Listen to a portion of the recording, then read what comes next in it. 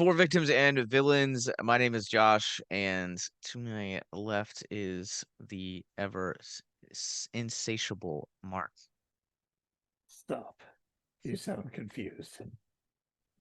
We are the hosts of the horror podcast here on Victims and Villains. It's called Abyss Gazing, and today we're talking about the brand new slasher. It's a Wonderful Knife. Mark, what is this movie about? It's basically a slasher take on It's a Wonderful Life, the short, non-spoiler version. Yeah, that's basically how it is, and yeah, so just jumping into this, what are your general thoughts kind of coming out of this?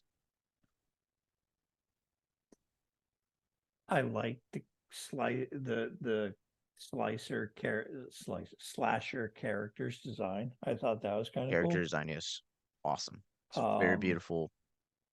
yeah, that was an interesting take on a character for a slasher.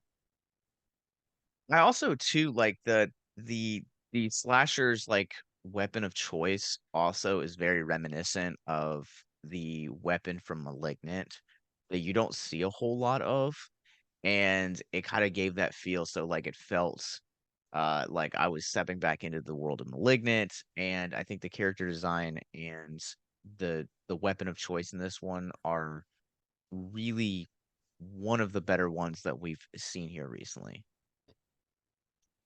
In the casting, though, it had some fairly big names, especially for is this going to be like a straight to Shutter release or is it going to be a major release or This is not. So this, you guys, Mark, that's a great question. You guys can catch this for yourselves. It will eventually be coming to Shudder, but it will be in limited release beginning from RLJE Films beginning this Friday, uh, November 10th.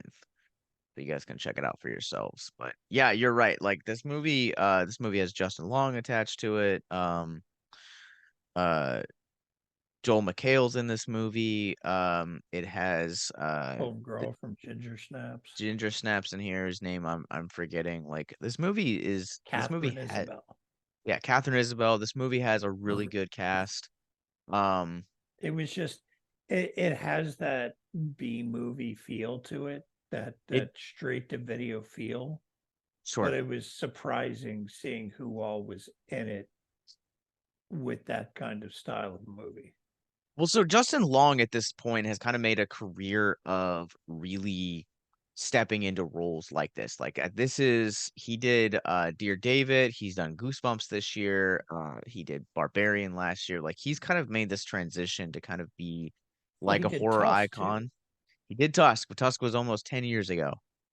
Um, but it's you still a know, messed up movie. it is. It goes streaming. Think it's on Max now, but yeah, this one in particular, I really, really dug his character. I will say my one of my biggest complaints about this movie is how this film is paced.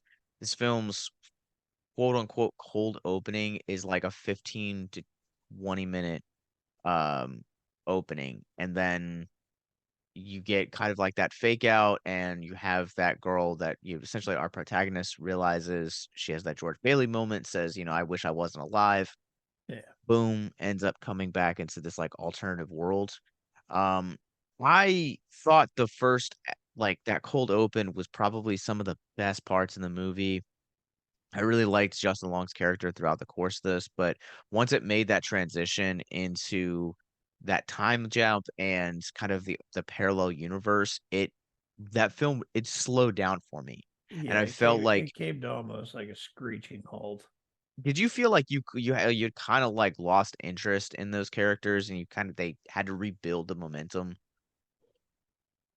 So for some odd reason, and it just may be the line she was given and everything, the only character I really found amusing, and I'm not saying the others were bad, but Justin Long kind of reminds me of Johnny Depp's take on Willy Wonka in the way he does his part in this movie and does his lines.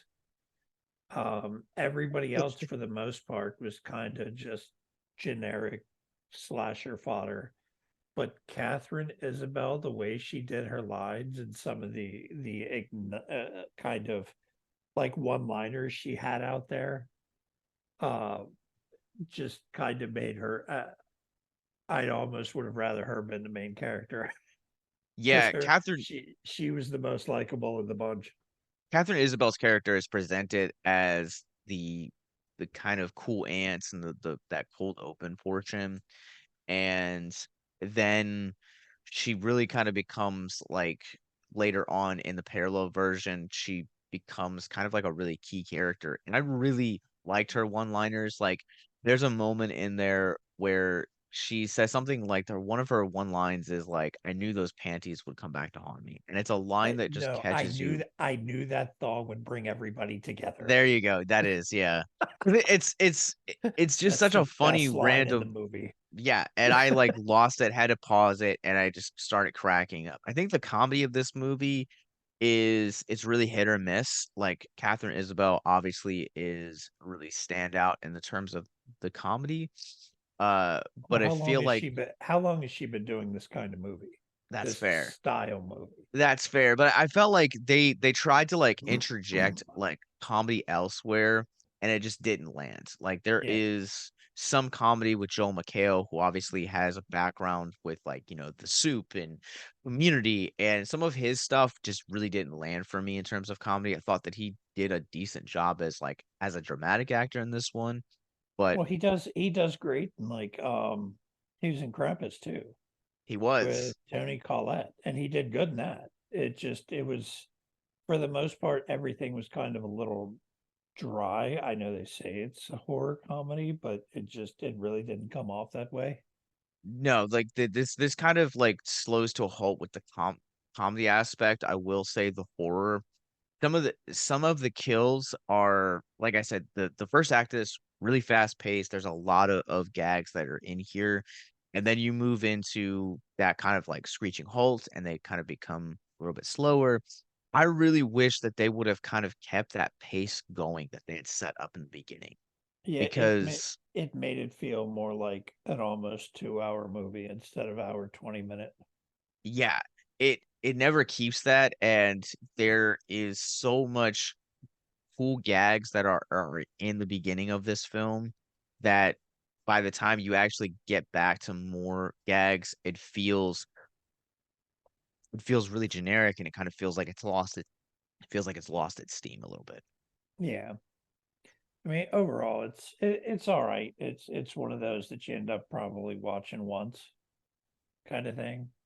I don't think it'll find its way under everyone's annual Christmas list of films to watch. I think this will be one of those movies that will hit a certain audience, and that certain audience will love this and will cherish this. But I think you're right. I think this is just kind of like another like average slasher, had really good potential, and it ultimately ends up just kind of wasting it by the time you get into the second and third act of the film. Yeah, my like my Christmas movies are Christmas Story, National Lampoon's Christmas Vacation, Gremlins, and Krampus. And this it probably won't make the lineup. No, and I mean, to be fair, like I feel like every year we kind of get a Christmas movie that is like positions itself in the horror film and is trying to kind of be that new holiday favorite. We had the Mean One last year, we had Christmas Bloody Christmas last year, which you can check out both of our reviews for. And this one kind of just doesn't really stand out. It really stands alongside a lot of the other modern day Christmas horror films we've gotten. Yeah, it's with the slasher genre in general, it's just how do you do something that's going to stand out when almost everything has already been done? Yeah, I feel like a slasher movie is only as good as the kills that you can be creative with. And I feel like this one, for the most part, while there are some really brutal ones in here, a lot of even the approach to this feels like something that you would see in like a Friday the 13th, sometimes even a Halloween. Like there's not a whole lot of creativity. It's still fun, but that doesn't break any new ground. Yeah, Sounds like I'm being harsh, but I almost kind of feel like it was a waste of a good slasher design Yeah. All for the right. Well, killer. what would you give this one on the Rorschach rating scale on a scale 1 0 to 5? Oh, probably three at best. Yeah, I'm also gonna go with a 3 at best. This movie is not it's not a terrible slasher. It's far from a great slasher. It's a fun time to watch once, and I think this will be kind of the year to do that if you guys want to check it out. It is going to be in theaters beginning this Friday, limited release, as I said, November 10th. So click the show notes below and to check out more movie reviews like this one, podcast from us, our links to our Patreon and social media and the mental health resource library and that subscribe button. So until next time, stay classy.